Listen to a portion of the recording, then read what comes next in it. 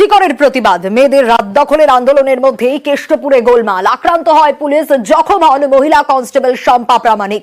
বুধবার রাতের ঘটনাকে সামনে রেখে সোশ্যাল মিডিয়ায় পোস্ট করে প্রশ্ন পুলিশের। মহিলা কনস্টেবল আক্রান্ত হওয়া নিয়ে সরব শুভেন্দু, বিরোধী দলনেতার বক্তব্যে তরজা তুঙ্গে।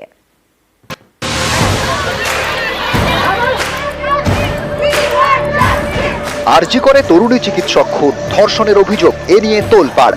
ঘটনার প্রতিবাদে বুধবার ছিল মেয়েদের রাত দখলের আন্দোলন।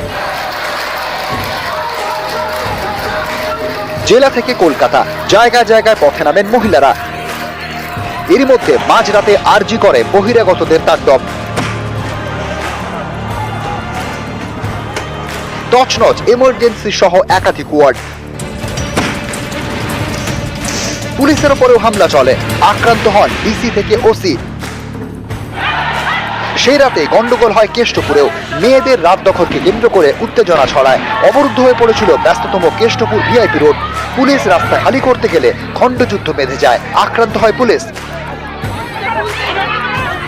অভিযোগ, সে সময় পুলিশকে লক্ষ্য করে এলোপাথারি ইট বৃষ্টি শুরু হয়। জখম হন বেশ কয়েকজন পুলিশ কর্মী। এদের মধ্যে অন্যতম বিধাননগর কমিশনারেটের মহিলা কনস্টেবল শম্পা প্রামাণিক। তার বাড়ি নদিয়ার শান্তিপুরে।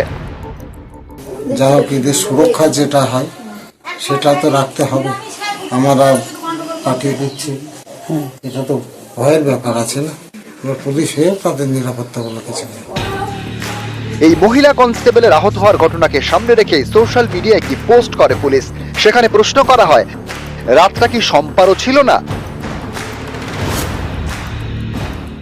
ট্রেনিং মহিলা, ট্রেনিং কমপ্লিট না হলে ডিউটি দেওয়া যায় না। তার ট্রেনিং কমপ্লিট হয়নি, পাস আউট প্যারেড হয়নি, তাকে মাঝরাত্রে ডিউটি করতে পাঠিয়েছে এবং মার খাইয়েছে।